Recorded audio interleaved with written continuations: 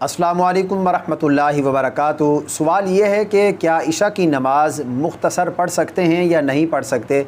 इशा की नमाज़ में कुल कितनी रकातें हैं और कितनी रकातों का पढ़ना ज़रूरी है। आइए हम इस हवाले से जानते हैं।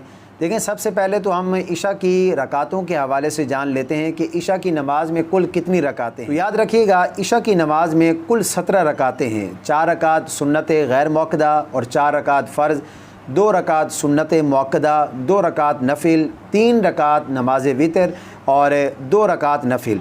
तो ये कुल मिला के 17 रकातें हैं। अब इनमें कितनी रकातों का पढ़ना ज़रूरी है और कितनी रकातें अगर हम छोड़ना चाहें तो हम छोड़ सकते हैं।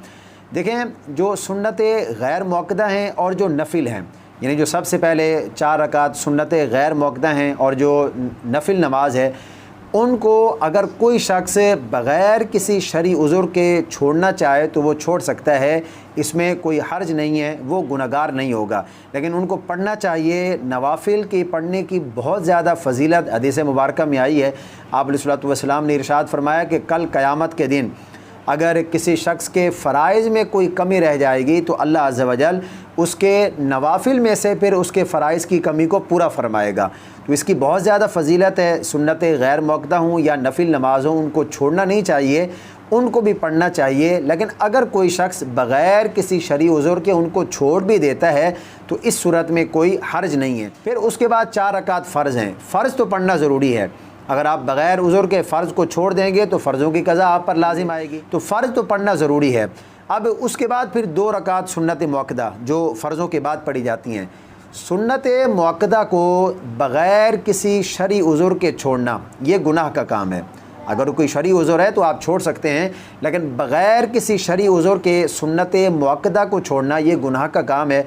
और उलमा ने इसके बारे में लिखा है कि अगर कोई शख्स सुन्नत मौक़दा को बग़ैर किसी शरई उज़्र के छोड़ने का मामूल बना लेता है तो उसके लिए एक बहुत बड़ा ख़तरा है कि कहीं ऐसा ना हो कि वो कल क़यामत के दिन नबी अकरम सल्लल्लाहु तआला अलैहि वसल्लम की शफ़ाअत से महरूम ना हो जाए। तो इसलिए सुन्नत मौक़दा को पढ़ना ज़रूरी है। बग़ैर किसी शरई उज़्र के इसको छोड़ना ये गुनाह का काम है। और अगर कोई शरई उज़्र है तो आप इसको छोड़ सकते हैं, लेकिन बग़ैर किसी शरई उज़्र के इनको नहीं छोड़ना चाहिए। उसके बाद फिर 3 रकात नमाज वितर। वितर वाजिब हैं, लाजिम है इनका पढ़ना। अगर आप नमाज वितर को छोड़ देंगे बग़ैर किसी शरई उज़्र के तो इसकी क़ज़ा आप पर लाजिम आएगी। तो कम से कम 4 रकात नमाज फ़र्ज़, 2 रकात नमाज सुन्नत मौक़दा और 3 रकात नमाज वितर, ये तो पढ़ना ज़रूरी है। इसको आप बग़ैर किसी शरई उज़्र के नहीं छोड़ सकते।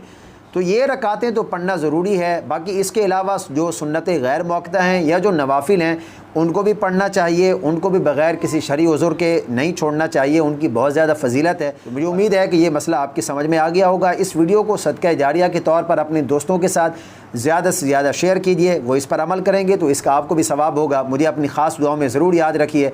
अल्लाह पाक हम सबको सही मानों में दीन की समझ अता फ़रमाए।